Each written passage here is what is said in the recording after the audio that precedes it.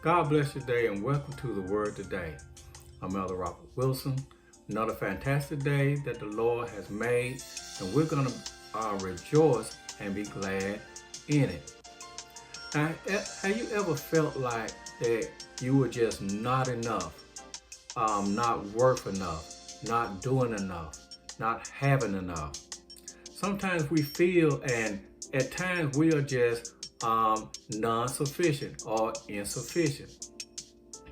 We are incomplete and we live incomplete life because we are human. But even though we are human, there is something that we can always depend on to be sufficient, and that is God's grace. So today in our Bible study, we want to look at the sufficient grace of God. We want to look at 2 Corinthians chapter 12, verse 9. And we're going to deal with just that one verse today. And it says, "And he said unto me, My grace is sufficient for thee, for my strength is made perfect in weakness. Most gladly, therefore, will I rather glory in my infirmities, that the power of Christ may rest upon me." Now, that's a powerful statement. Well, how did Paul get connected or attached to this phrase, "My grace is sufficient for thee"? If we look back a little bit in the same chapter, Paul is talking to the Corinthians about his experience of being caught up into the third heavens. Now, this was a great experience, but Paul didn't want to boast in this. Now, he can imagine the Corinthians doing that. If they had such an experience or such a connection with God, he could see them boasting in this. But Paul didn't want to boast in this. To boast would be foolish to him. But what Paul wanted, he wanted them to see the glory of God expressed in weakness, not in this great apostle that they take Paul to be. So after this wonderful experience that Paul had being caught up in the third heaven, he was left with a thorn in the flesh. So how did this thorn in the flesh get there? Where did it come from? Now, if we back up a little bit and look at verse 7, Paul said, "And lest I should be exalted above measures through the abundance of revelation, there was given to me a thorn in the flesh, the messenger of Satan to buffet me, lest I should be exalted above measure." Now, Paul began to state the very reason why he was given the thorn. He said, and it was so important that he mentioned it twice. If we look at that verse 7, at the beginning, at the end, he says the same thing. He said, "Unless I should be exalted above measures." That's at the beginning of this verse. And at the end of the verse, he said the same thing. "Lest I should be exalted above measure." Meaning that unless I come to my own devices, meaning my own strength, my own pride, this is why I was given the thorn in the flesh. Now, a thorn in the flesh or a thorn represents hardship. It represents pain, tribulation, and sorrow. So Paul goes on and he explained that the thorn was given to him. This is not something that he already had, but the thorn was given to him. He said, "Lest I should be exalted above measure." Now, God is never interested in us being lifted up in pride because we are being used by him. So if we are a pastor and our church is large, that's good. If our membership is large, that's good. If our teaching and our preaching is anointed, that is good. But we have to remember that it's all because of the favor of God in our life, and is not in any way of our own doing. So he said, lest I be exalted above measure, lest I get lifted up in pride, I was given this thorn in the flesh. Now this reminder to stay humble, this reminder to Paul to stay humble, sent in the form of the thorn, was the messenger of Satan to buffet him, not stop him, but to buffet him. Now God sent the thorn, Satan delivered the thorn, and Paul received the thorn because of the great revelation of the vision that Paul experienced. So God loved Paul, and he didn't want him to go astray. So he didn't lead Paul to his own devices or to his own pride. And this thorn was a bother to Paul. Have you ever had a nagging pain in your body? Pain in your side, or pain in the back, or pain in your knee? They can be a very, very bothersome thing. So this was a very bothersome thing to Paul, to have this thorn in the flesh. Now, some people might think that it's so unspiritual to pray for something more than one time. So we understand that Paul asked of the Lord 3 times to take this thorn away. So some people think it's unspiritual to ask for something more than 3 times. They think it shows that you have a lack of faith. But this is not true. But we could look at 2 great men of faith. We could look at Paul here, and we understand and know that Paul was a great man of faith. But he asked of the Lord 3 times to take this thorn away from him. And then, of course, we could always look at Jesus. Jesus used these same words while he was in his agony in the Garden of Gethsemane. So he asked the Lord 3 times to take the cup away from him. So we know that Paul and we know that Jesus for sure were great men of faith.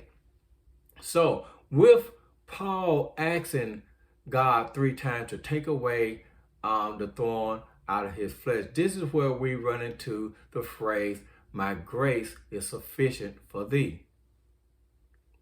Now, even though we have problems in our own personal life, God's grace is always sufficient.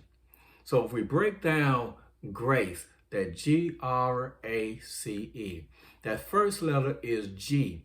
Now, G represents God. This is God's grace. This grace belongs to the Almighty, the one who created the heavens and the earth, the only true and wise God. This is his grace. This grace does not belong to us, nor do we have the power to give it as God gives it. So it can only be given by a perfect God with perfect ways. So that automatically leaves us out. So this is totally God's grace. We look at the letter R. R represents resources. These are the resources that are found in God. Resources are a stock or a supply of something. The Bible explains to us that the earth is the Lord's and the fullness thereof. So everything or anything that we think that we could need that will better our life, that will help promote our life, is found in the resources of God.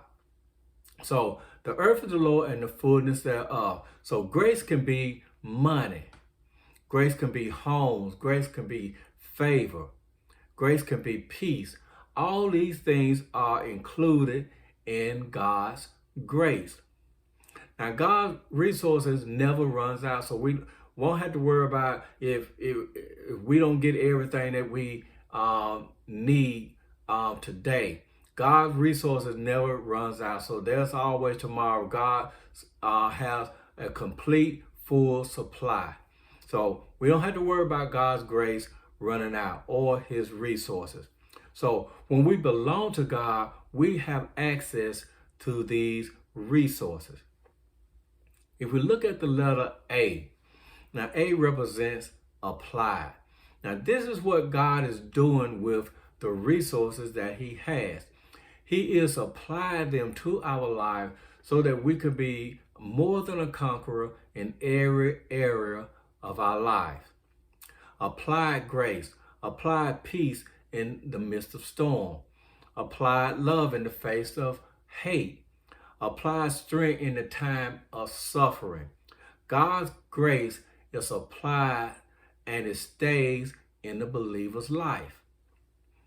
If we look at the letter C, now C represents continuously. God's grace is not just for the next hour. It's not just for the next day or the next month or the next year. But God's grace is added continuously to our life. So we don't ever have to worry about his grace stopping. It is a continually thing in our life. So he is the God that is full of mercy, and he is full of grace. And if we look at the letter E, now E represents everybody. When we look at that phrase, my grace is sufficient for thee. See, I'm glad that that God didn't start calling names, or I would have felt left out. If he had said, my grace is sufficient for Paul, my grace is sufficient for John, my grace is sufficient for Peter. If he had just called names, then I would have felt left out. But he said, my grace is sufficient for thee. Now, he might have been talking to Paul at that particular time, but everybody that picked up their Bible and read that particular scripture became thee. My grace is sufficient for thee. You became thee the moment that you read and believed that scripture. So God's grace is for everybody that belongs to him. So when it comes to God's grace, God's GRACE, that's God's resources applied continuously to everybody. That means everybody that belongs to him. Now, God supplies us with as much grace as we need for every situation that we can face. Grace for facing illness, grace for facing financial problems, grace for the lack of wisdom or the lack of social skills, grace for dealing with rebellious children, and grace for aging parents. All this is found in the sufficient grace of God to help us to be overcomers and to assure us that we are above it all and above the temptation to fall short. God's grace will give us the strength to carry on and to overcome every situation. Now, whatever the thorn was that was in Paul's flesh, it was a blessing in disguise because, for one thing, it kept him humble. It did what it was supposed to do. And just like Paul, we should glory in our infirmities so that the power of God will rest upon us. Remember that because our strength is made perfect through our weakness.